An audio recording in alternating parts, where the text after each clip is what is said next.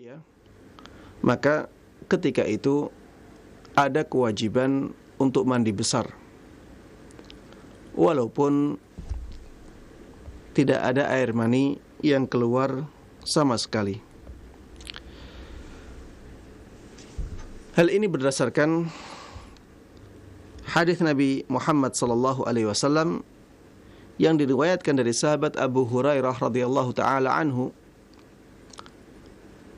bahwa Nabi kita Muhammad sallallahu alaihi wasallam pernah bersabda, "Idza jalasa baina syu'abiha al-arba' thumma jahadaha faqad wajaba al-ghuslu wa illam yunzil."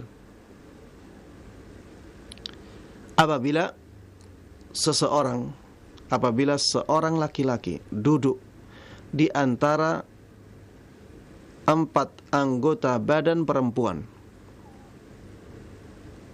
apabila seorang laki-laki telah duduk di antara 4 anggota badan perempuan, ini banyak penafsiran ya, apa yang dimaksud dengan 4 anggota badan perempuan. Yang paling dekat ya, yang saya lihat paling dekat adalah perkataan sebagian ulama yang mengatakan bahwa yang dimaksud dengan 4 anggota badan perempuan adalah kedua tangan dan kedua kakinya. Kedua tangan dan kedua kakinya. Inilah 4 anggota badan yang dimaksud dalam hadis ini. Ada pendapat-pendapat yang lainnya ya. Ada yang mengatakan yang dimaksud dengan 4 anggota badan itu 2 paha dan 2 betis. Ada yang mengatakan 2 kaki dan 2 betis. 2 kaki dan 2 paha.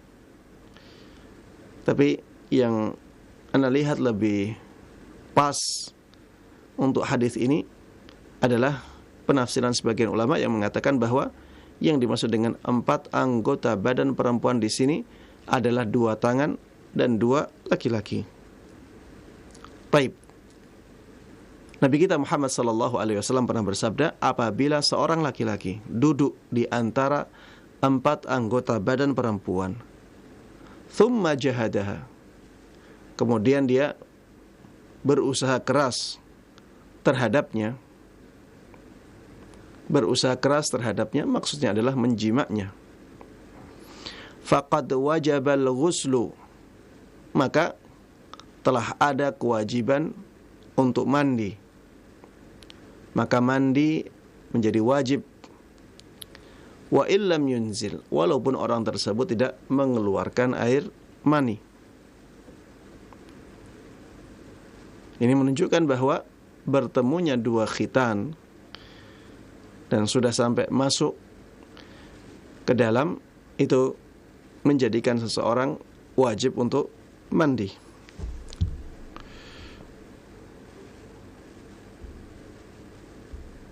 Baik.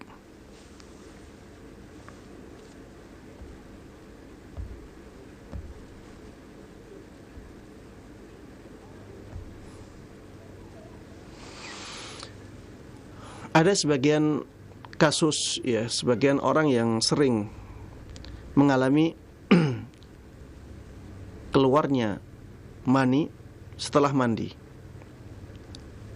Jadi ini sering terjadi pada perempuan. Asalnya dia berhubungan intim dengan suaminya, kemudian suaminya mengeluarkan air mani.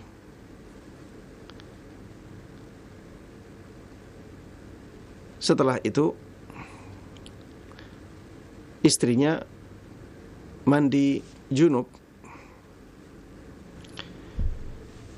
Setelah mandi keluar air mani dari suaminya tadi, dari kemaluan istrinya. Apakah yang seperti ini menjadikan seorang perempuan itu harus mengulangi mandinya? Maka jawabannya adalah yang seperti ini tidak menjadikan dia harus mandi lagi. Tapi dia diwajibkan untuk wudu, ya. Dia diwajibkan untuk wudu. karena ada sesuatu yang keluar dari jalan depannya. Taib. Sebab yang menjadikan mandi wajib yang berikutnya adalah haid dan nifas. Ketika seorang perempuan kedatangan haid atau kedatangan nifas, maka setelah haidnya selesai dan setelah nifasnya selesai, dia diwajibkan untuk mandi. Dalilnya adalah perkataan Nabi kita Muhammad sallallahu alaihi wasallam kepada Fatimah binti Abi Hubaish radhiyallahu taala anha, "Idza aqbalatil haidatu fad'is shalah." Apabila haid datang, maka tinggalkan salat. Wa idza adbarat faghtasili wa shalli. Dan apabila haid itu telah pergi, maka mandilah dan salatlah. Kata-kata beliau, apabila haid telah pergi, maka mandilah. Maka ini menunjukkan bahwa haid itu menjadikan seorang wanita wajib mandi. Adapun nifas, maka disamakan dengan haid. Nifas itu disamakan hukumnya dengan haid, dan ini berdasarkan ijma' para ulama. Sehingga haid dan nifas itu bisa menjadikan seorang wanita wajib mandi besar. Taib. Sebab yang berikutnya adalah Islamnya orang kafir. Islamnya orang kafir.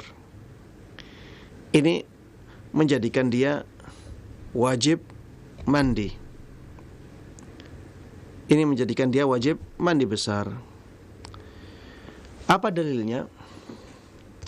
Dalilnya adalah hadis Qais ibn Asim. Qais ibn Asim ini ketika beliau masuk Islam, beliau diperintahkan oleh Nabi kita Muhammad sallallahu alaihi wasallam untuk mandi dengan air dan sidr. Sidr itu daun bidara. Kata-katanya, Rasulullah sallallahu alaihi wasallam memerintahkan dia untuk mandi dengan air dan sidr dan bidara. Air yang dicampur dengan daun bidara. Dan pada asalnya perintah itu menunjukkan hukum wajib. Pada asalnya perintah itu menunjukkan hukum wajib. Dalil yang kedua, hadis dari sahabat Abu Hurairah radhiyallahu taala anhu tentang Islamnya Thumamah ibn Usal. Thumamah ibn Uthal radhiyallahu taala anhu. Beliau asalnya kafir, kemudian masuk Islam. Ketika beliau masuk Islam, Rasulullah sallallahu alaihi wasallam mengatakan kepada para sahabatnya, "Idhabu bihi ila haiti bani fulan famuruhu an yaghtasil." Pergilah kalian dengan Thumamah ibn Uthal ke daerahnya Bani Fulan, ke kampungnya Bani Fulan, dan perintahkan dia untuk mandi. Perintahkan Thumamah bin Uthal untuk mandi. Kata-kata perintahkan, ya, berarti Rasulullah sallallahu alaihi wasallam memerintahkan Thumamah ibn Uthal untuk mandi, dan pada asalnya perintah itu menunjukkan hukum wajib. Begitu pula dengan kisah Islamnya Usaid ibn Khudair. Usaid ibn Khudair, di dalam kisahnya beliau bertanya kepada Mus'ab ibn Umair dan As'ad ibn Zurarah.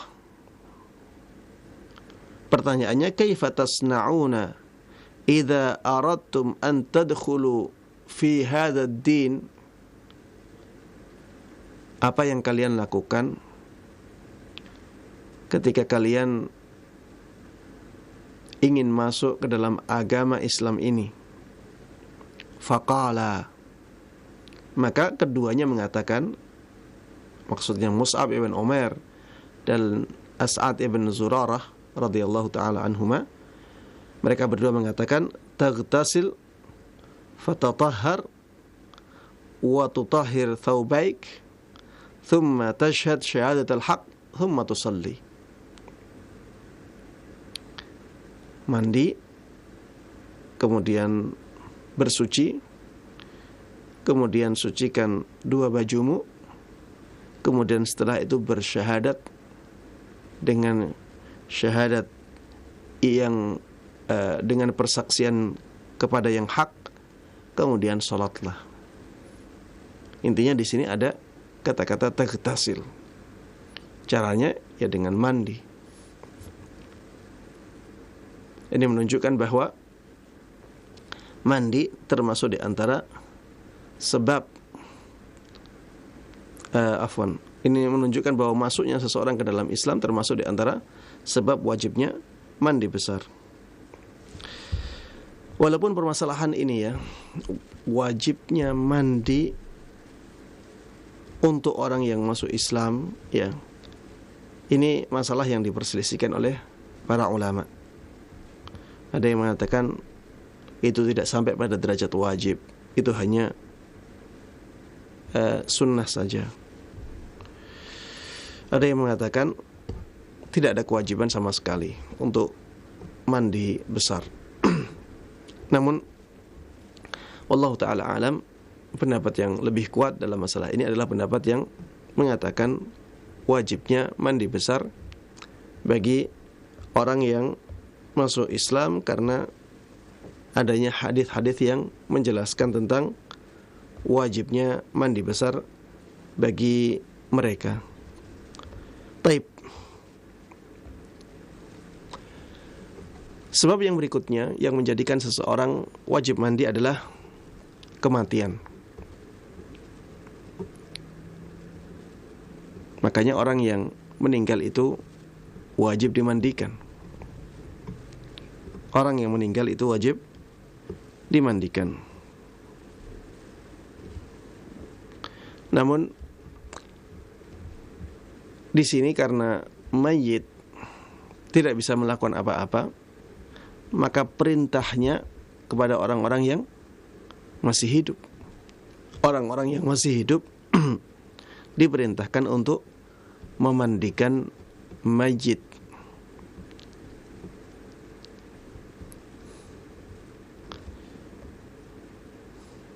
Baik. Masalah yang berikutnya atau sebab yang berikutnya adalah sholat Jum'ah. Ini diperselisihkan oleh para ulama. Apakah sholat Jum'ah itu menjadikan seseorang wajib mandi ataukah hanya dianjurkan saja? Ya. Ada yang mengatakan sholat Jum'ah itu menjadikan seseorang wajib mandi.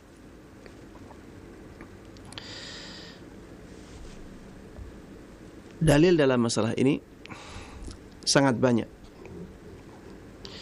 Di antaranya hadis Abu Sa'id Al-Khudri radhiyallahu taala anhu bahwa Nabi Muhammad sallallahu alaihi wasallam pernah bersabda, ghuslu yaumil jum'ati wajibun ala kulli muhtalim. Mandi hari Jumat itu wajib atas semua orang yang baligh. Mandi hari Jumat itu wajib atas semua orang yang baligh.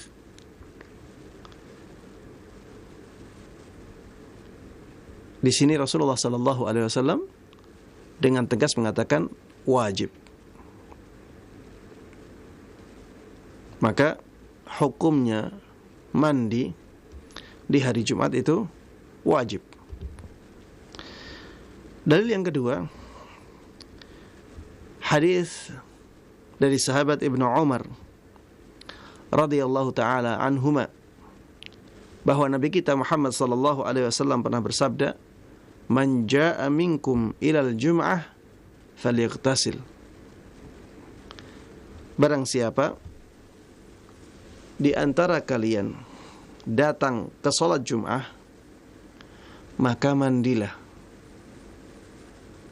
Barang siapa yang datang atau barang siapa di antara kalian yang mendatangi salat Jum'ah, maka mandilah. Kata-kata maka mandilah ini perintah. Dan pada asalnya perintah itu menunjukkan hukum wajib. Dalil lain,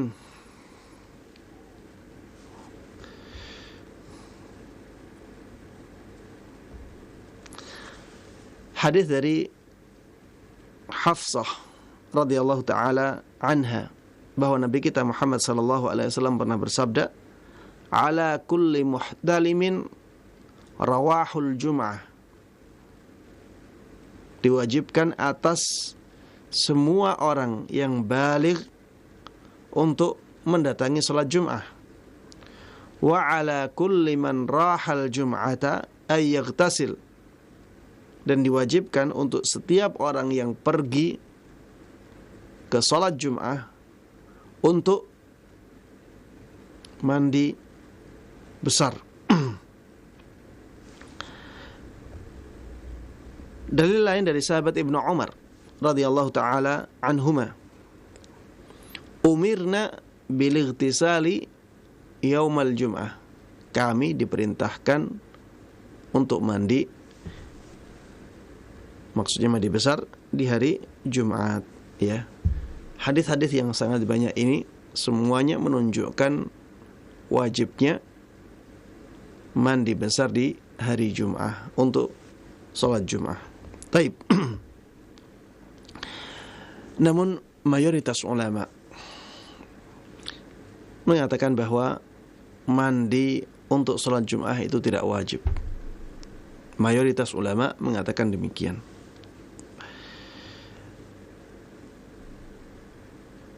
Di antara dalil mereka adalah hadis Samurah ibn Jundub yang dihasankan oleh Syekh Albani rahimahullahu taala dari Nabi kita Muhammad sallallahu alaihi wasallam, "Man tawadda'a yaumal jum'ati fabiha wa ni'mat." Barang siapa yang berwudu di hari Jumat, maka itu sudah baik bagi dia. Wa man ightasala fal ghuslu afdal. Dan barang siapa yang mandi, maka mandi itu lebih afdal bagi dia. Barang siapa yang mandi, maka mandi itu lebih afdal bagi dia. Hadis ini menunjukkan bahwa kalau seseorang wudu saja untuk salat Jum'ah, maka itu sudah baik. Tapi kalau pengen lebih baik lagi, maka mandi besar, ya. Maka dia melakukan mandi besar. Dengan seperti itu maka dia mendapatkan pahala yang lebih besar. Hadis ini menunjukkan bahwa mandi untuk sholat Jum'ah itu tidak wajib. Namun hadis ini diperselisihkan oleh para ulama. Ya. Syekh Albani rahimahullahu taala menghasankannya. Ada ulama lain yang mendhaifkannya. Baik, hadis yang kedua. Hadis dari sahabat Abu Hurairah radhiyallahu taala anhu. Beliau mengatakan bahwa Nabi kita Muhammad sallallahu alaihi wasallam pernah bersabda, "Man tawadda'a fa ahsana al-wudu'a thumma ata al-jum'ata fastama'a wa ansat ghufira lahu ma bainahu wa bainal jum'ah wa ziyadata 3 ayyam." Barang siapa yang melakukan ibadah wudu dan dia membaguskan ibadah wudunya, kemudian setelah itu dia mendatangi salat Jum'ah, dia mendengarkan dan diam, mendengarkan khutbahnya imam dan diam, maka diampunilah baginya atau dia mendapatkan ampunan di antara satu Jumat ke Jumat yang lain, dan tambahan 3 hari. Berarti dosanya selama 10 hari diampuni oleh Allah subhanahu wa ta'ala. Taib, hadis ini hanya menjelaskan tentang wudu, tidak ada penjelasan tentang mandi. Kalau mandi itu diwajibkan, tentunya akan Rasulullah SAW sebutkan dalam hadis ini, karena beliau sedang menjelaskan tentang keutamaan yang sangat besar, tapi tidak disebutkan masalah mandi. Barang siapa yang berwudu dan dia membaguskan wudunya, kemudian mendatangi sholat Jum'ah, kemudian mendengarkan khutbah dan dia diam, tidak berbicara, maka dia mendapatkan ampunan di antara Jumat yang satu ke Jumat yang lainnya, dan tambahan 3 hari. Tidak disebutkan sama sekali tentang mandi di hari Jumat. Dan ini menunjukkan bahwa mandi untuk sholat Jum'ah itu tidak diwajibkan. Ada dalil lain yang disebutkan oleh Imam Syafi'i rahimahullahu ta'ala untuk menunjukkan bahwa mandi sholat Jum'ah itu tidak wajib. Mandi untuk sholat Jum'ah itu tidak wajib, yaitu perbuatan dari sahabat Utsman ibn Affan radhiyallahu ta'ala anhu, ketika beliau telat datang sholat Jum'ah, kemudian diingkari oleh sahabat Umar ibn al-Khattab radhiyallahu ta'ala anhu. Kemudian ketika itu sahabat Utsman menjelaskan bahwa beliau sampai saking tergesa-gesanya ketika itu hanya wudu saja, tidak sempat mandi. Dan sahabat Umar radhiyallahu ta'ala anhu tidak mengingkari hal itu, tidak mengingkari hal tersebut. Begitu pula dengan sahabat-sahabat yang lain yang ada di masjid ketika itu, tidak mengingkari apa yang dilakukan oleh sahabat Utsman ibn Affan radhiyallahu ta'ala anhu ketika beliau meninggalkan mandi untuk sholat Jum'ah. Beliau hanya wudu saja. Dan ini di antara dalil yang sangat kuat yang menjelaskan bahwa perintah-perintah yang datang dari Nabi kita Muhammad sallallahu alaihi wasallam tentang mandi untuk sholat Jum'ah adalah perintah yang berupa anjuran, bukan perintah yang mewajibkan. Ya.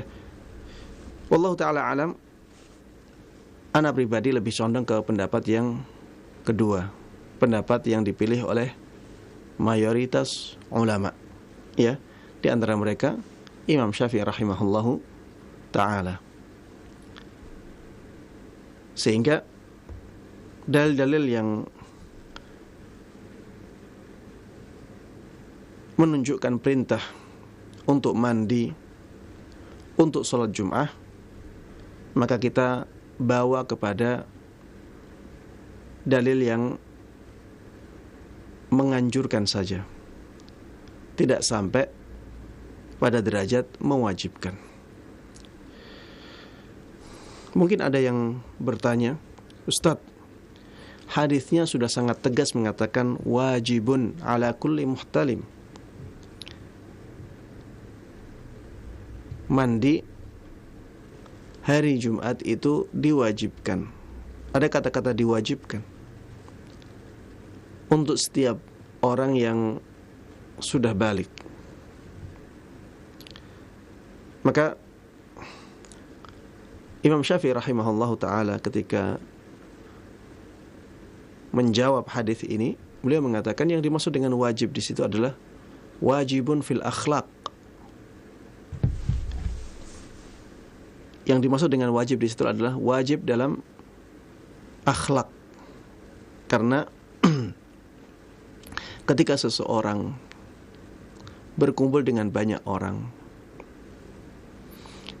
maka harusnya dia tidak mengganggu orang lain dengan bau badannya. Apalagi di zaman para sahabat dulu, ya, belum ada AC, masjidnya juga masjid yang sederhana, tentunya panas, ya. Kemudian mereka juga sibuk di hari Jumat dengan pekerjaan. Kalau tidak mandi, maka akan sangat mengganggu orang lain. Maka di dalam akhlak bermuamalah dengan masyarakat, maka ya akhlak mengharuskan seseorang untuk mandi. Ya. Akhlak mengharuskan seseorang untuk mandi ketika akan berkumpul dengan banyak orang di masjid, agar tidak mengganggu orang lain, ya. Beliau mengatakan demikian, ya, Imam Syafi'i rahimahullah ta'ala ketika menjelaskan hadis ini. Beliau mengatakan wajib di sini bukan wajib dalam hukum syariat, tapi di sini wajib dalam akhlak, dalam bermuamalah dengan manusia. Baik. Inilah hal-hal yang menjadikan seseorang wajib untuk mandi, ya. Tadi kalau kita sebutkan secara langsung, ya, ada 6 perkara atau 6 hal yang menjadikan seseorang wajib mandi besar. Yang pertama adalah keluarnya mani. Yang kedua adalah bertemunya 2 khitan. Yang dimaksud dengan bertemunya 2 khitan di sini adalah masuknya khitan yang satu ke dalam khitan yang lain. Ya, kalau hanya bertemu saja, hanya menempel saja, maka tidak mewajibkan mandi. Yang mewajibkan mandi adalah masuknya khitan yang satu ke dalam khitan yang lain. Taib. Kemudian yang ketiga adalah haid. Yang keempat nifas. Yang kelima Islamnya orang kafir. Dan yang keenam adalah kematian. Sedangkan mandi untuk sholat Jum'ah, maka yang rajih, pendapat yang kuat dalam masalah ini adalah pendapat yang mengatakan bahwa itu termasuk di antara sesuatu yang disunnahkan, ya. Itu sesuatu yang disunnahkan. Namun bukan berarti kalau kita katakan sunnah kemudian kita tidak perhatian dengannya. Jangan sampai demikian, ya. Kalau kita katakan itu dianjurkan, maka bersemangatlah untuk melakukannya. Apalagi dalam masalah mandi sholat Jum'ah ini ada hadis-hadis yang banyak yang bisa diartikan wajibnya mandi untuk sholat Jum'ah. Maka untuk kehati-hatian kita harus terus berusaha untuk mandi ketika akan sholat Jum'ah. Kalau pas kepepet, maka tidak masalah, kita wudhu saja. Kalau pas tidak ada waktu untuk mandi sholat Jum'ah atau tidak bisa mandi sholat Jum'ah, maka kita hanya wudhu saja. Tapi kalau kita bisa untuk mandi sholat Jum'ah, maka jangan sampai ditinggalkan. Karena banyaknya hadis-hadis yang bisa dimaknai wajibnya, bisa dimaknai bahwa mandi sholat Jum'ah itu diwajibkan. Ya, untuk kehati-hatian, lakukanlah mandi untuk sholat Jum'ah. Namun ketika kita tidak bisa mandi atau sulit sekali untuk mandi karena desakan keadaan, maka tidak mengapa kita wudhu saja. Demikian yang bisa Anda sampaikan dalam kesempatan kali ini. Wallahu ta'ala a'lam, wa sallallahu wa sallama wa baraka ala nabiyina Muhammadin wa ala alihi wa sahbihi wa man tabi'ahum bi ihsanin ila yaumiddin. Walhamdulillahi rabbil alamin. Jazakallahu khairan wa barakallahu fikum Ustaz atas penyampaian materi yang sangat bermanfaat sekali di kesempatan ini berkaitan dengan seputar hal yang berkaitan dengan mandi. Nah, ikhwatul Islam jazakumullah, silakan bagi Anda yang ingin bertanya secara langsung. Kita beralih ke pertanyaan melalui pesan singkat di kesempatan ini. Assalamualaikum warahmatullahi wabarakatuh. Dari Ibu Oki. Ya Ustadz, jika seorang wanita haid dan suci 1 atau 2 menit sebelum azan maghrib dan subuh, padahal ada kewajiban mandi besar dan perlu waktu lebih dari 2 menit, dan azan maghrib atau subuh sudah berkumandang saat di tengah-tengah mandi besar. Lalu bagaimana sholat maghrib dan isya jika sucinya 2 menit sebelum azan subuh, dan bagaimana juga sholat zuhur dan asarnya jika sucinya 2 menit sebelum azan maghrib? Mohon nasihat dari Ustadz, jazakallahu khairan. Baik, ada khilaf, ada perbedaan pendapat di kalangan para ulama dalam masalah ini.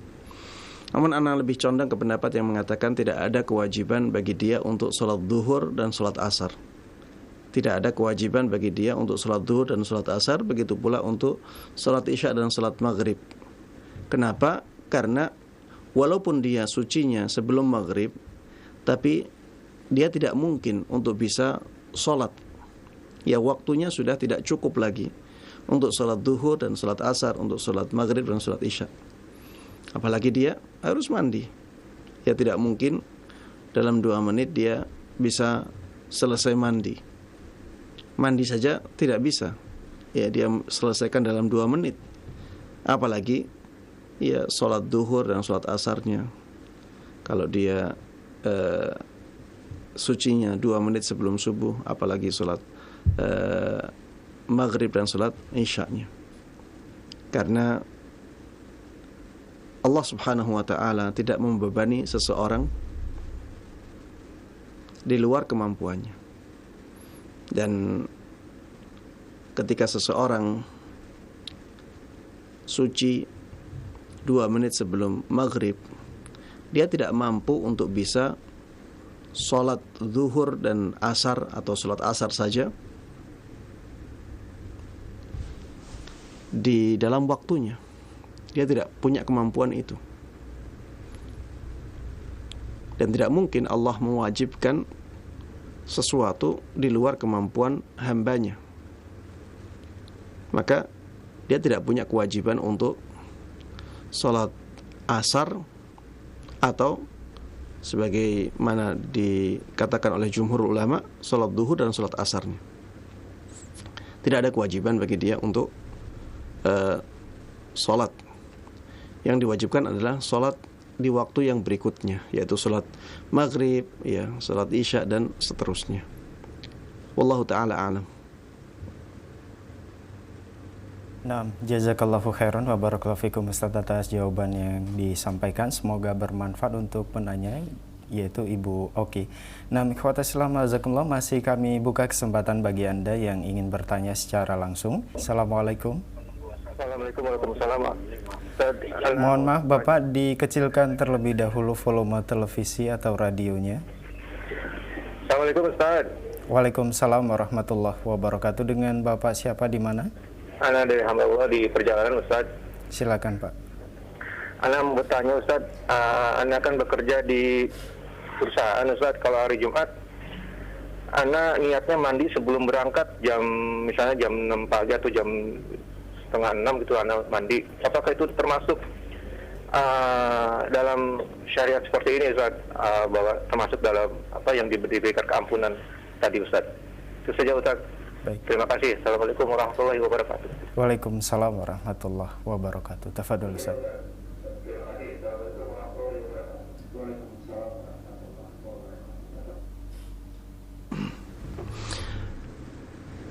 Disyariatkan ya untuk mandi untuk sholat Jum'ah. Kapan disyariatkannya? Mulai masuknya hari Jumat ya. Mulai masuknya pagi hari Jumat. Sehingga kalau misalnya ada seseorang dia ingin mandi untuk sholat Jum'ahnya sebelum masuk kerja, maka tidak ada masalah. Ya. Tidak ada masalah. Dia sah sebagai mandi untuk berangkat sholat Jum'ah. Namun yang perlu digarisbawahi di sini, dia harus ada niat. Karena mandi sholat Jum'ah ini ibadah. Kalau dia tidak ada niat untuk mandi sholat Jum'ah, maka jadinya mandi biasa. Dan dia harus memenuhi ketentuan-ketentuan mandi besar. Ya. Dia harus memenuhi ketentuan-ketentuan mandi besar. Kalau dia niat mandi besar untuk sholat Jum'ah, tapi tidak memenuhi ketentuan-ketentuan mandi besar, maka tidak sah sebagai mandi sholat Jum'ah. Atau sebaliknya, dia sudah memenuhi ketentuan-ketentuan mandi besar, tapi tidak niat mandi sholat Jum'ah, maka itu juga tidak sah sebagai mandi sholat Jum'ah. Maka harus diperhatikan ya, kalau kita ingin mendapatkan pahala sebagaimana yang disebutkan di dalam hadis, bahwa dia mendapatkan ampunan dari Allah Subhanahu wa taala selama 10 hari, maka niatkanlah untuk mandi sholat Jum'ah, kemudian lakukan mandi tersebut sebagaimana aturan mandi besar ya. Wallahu taala a'lam. Nah, jazakallahu khairan wa barakallahu fikum Ustaz atas jawaban yang disampaikan. Semoga bermanfaat untuk penanya Bapak yang lagi dalam perjalanan. Baik, kita beralih ke pertanyaan melalui pesan singkat kembali dari Umu Kiran di Jakarta. Assalamualaikum warahmatullahi wabarakatuh Ustaz. Bagaimana halnya mandi Jumat untuk akhwat atau wanita Ustaz? Apakah hal ini sama perlakuannya dengan ikhwan atau laki-laki? Jazakumullahu khairan wa barakallahu fikum. Baik. Mandi sholat Jum'ah ini berkaitan dengan sholatnya ya, bukan berkaitan dengan harinya. Ini yang pendapat yang kuat dalam masalah ini ya. Pendapat yang mengatakan bahwa mandi itu berkaitan dengan sholatnya, bukan dengan harinya. Dan ini pendapatnya jumhurul ulama. Pendapat mayoritas ulama mengatakan bahwa mandi besar di hari Jumat itu berkaitan dengan sholatnya, bukan berkaitan dengan harinya. Kalau kita katakan bahwa mandi di hari Jumat itu berkaitan dengan sholatnya, maka bagi siapa yang ingin sholat, maka ada keutamaan untuk mandi sholat Jum'ah atau mandi besar di hari Jum'ah. Misalnya seorang laki-laki yang dia ingin sholat Jum'ah di hari itu, maka dia dianjurkan dengan anjuran yang sangat kuat untuk mandi sholat Jum'ah atau mandi besar untuk sholat Jum'ah itu. Kalau misalnya ada seorang musafir, orang yang melakukan perjalanan jauh, dia tidak ingin sholat Jum'ah, dia laki-laki tapi tidak ingin sholat Jum'ah karena musafir, tidak ada kewajiban untuk sholat Jum'ah, dia ingin sholat zuhur, maka tidak ada anjuran bagi dia untuk mandi di hari itu karena dia tidak pergi sholat Jum'ah. Begitu pula perempuan, ya. Bagi seorang perempuan yang punya keinginan untuk sholat Jum'ah, dan ini dibolehkan bagi seorang perempuan untuk sholat Jum'ah bersama laki-laki. Dan ini banyak terjadi di Masjidil Haram, banyak terjadi di Masjid Nabawi. Baik, bagi jamaah wanita yang demikian, maka sangat dianjurkan bagi mereka, ya hukumnya sunnah muakkadah menurut pendapat yang saya lihat paling kuat dalam masalah ini, sangat dianjurkan bagi mereka untuk mandi besar untuk sholat Jum'ahnya. Tapi bagi kaum wanita atau kaum muslimah yang tidak ingin sholat Jum'ah di masjid karena lebih afdalnya bagi mereka sholat di rumah, maka tidak ada anjuran untuk mandi besar di hari Jum'ah. Tidak ada anjuran untuk mandi besar di hari Jum'ah. Ya, karena tadi ya, mandi besar di hari Jum'ah itu berkaitan dengan sholat Jum'ah, bukan berkaitan dengan hari Jumatnya. Makanya bagi mereka yang di pagi harinya tidak sempat mandi besar untuk sholat Jum'ah, sampai akhirnya dia sholat Jum'ah, setelah itu tidak ada anjuran untuk mandi lagi. Tidak ada anjuran untuk mandi. Kalau mandi Jum'ah itu berkaitan dengan hari, maka kalau misalnya seseorang tidak sempat mandi di pagi harinya sampai dia selesai sholat Jum'ah, maka dia masih dianjurkan untuk mandi karena masih hari Jumat. Ini kalau mandi besar di hari Jumat itu berkaitan dengan harinya. Tapi jumhur ulama mengatakan bahwa mandi di hari Jumat itu berkaitan dengan sholatnya. Ya, bagi mereka yang ingin menjalankan sholat Jum'ah di masjid, maka ada anjuran yang sangat kuat bagi mereka untuk mandi besar. Wallahu ta'ala a'lam. Dan dengan demikian berakhirlah perjumpaan kita pada kesempatan kali ini. Mudah-mudahan apa yang kita bahas bersama bermanfaat bagi kita semuanya. Mudah-mudahan Allah berkahi ilmu kita, dan mudah-mudahan Allah subhanahu wa ta'ala menjadikan kita semuanya orang-orang yang mendapatkan taufiknya, bisa mengamalkan dan menerapkan ilmu yang sampai kepada kita dengan baik dan mudah, dan bisa mengajarkannya kepada orang lain. Amin amin ya rabbal alamin. Wa sallallahu wa sallama wa baraka ala nabiyyina Muhammadin wa ala alihi wa sahbihi wa man tabi'ahum bi ihsanin ila yaumiddin. Walhamdulillahi rabbil alamin.